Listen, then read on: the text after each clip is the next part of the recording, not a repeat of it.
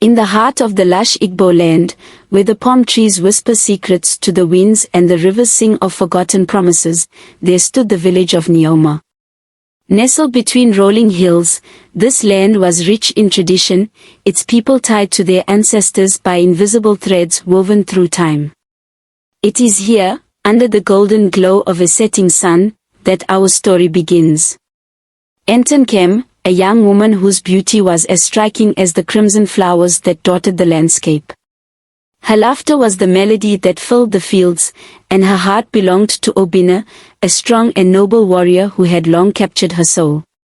They had been promised to each other since childhood, their love growing like a vine twisting through the seasons, rooted in friendship and bound by a deep, unwavering passion. Yet, this love, as pure as it was, would soon face a test that neither had foreseen. Obinna, tall and proud, came from a family of warriors, his lineage traced back to the greatest defenders of the village. He was everything the village could hope for in a leader. But Nkem, though loved by all, bore a secret that clung to her like a shadow. Her family, once powerful and respected, had been cursed by the gods after a forgotten ancestor wronged the spirits of the land. The curse was said to linger on the firstborn daughters, like Nkem, who would never know true peace in marriage. It was a whisper, a silent, dreaded secret passed from mother to daughter, but Nkem believed that love could break any chain. She believed that her heart, entwined with Obinna's, could defy the gods. So, when Obinna's family formally asked for her hand in marriage, she accepted with hope in her eyes and trembling fear in her heart. But the elders, they knew. On the day of the traditional wedding, the village gathered under the ancient udala tree, its branches heavy with fruit, symbolizing fertility and life. Nkem, dressed in the finest coral beads and adorned with shimmering gold, radiated a beauty that seemed almost otherworldly. The village drummers played, and the ululations of the women filled the air. The moment was perfect, until the silence fell.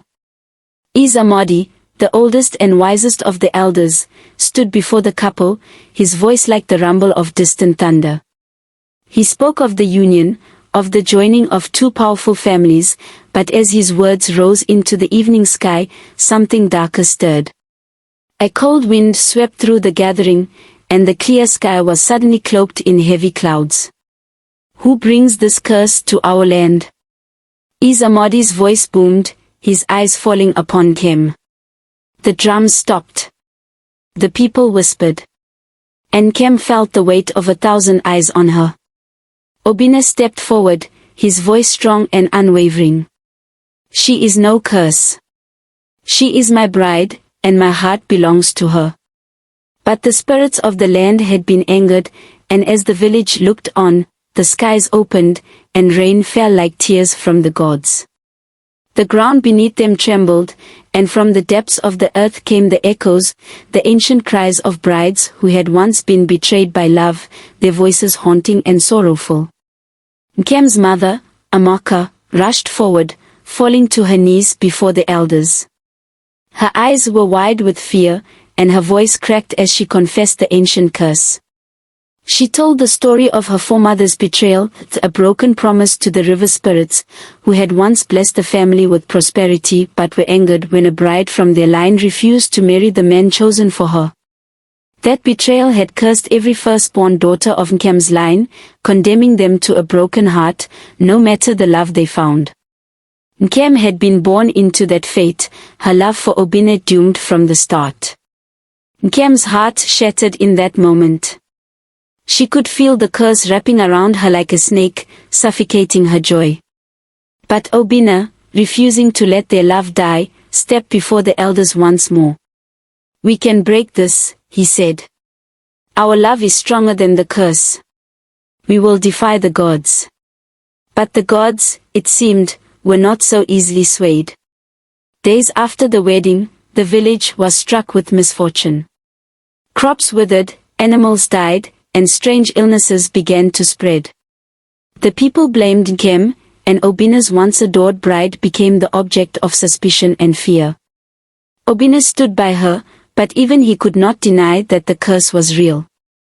His family, once so proud of their union, began to turn on Nkem.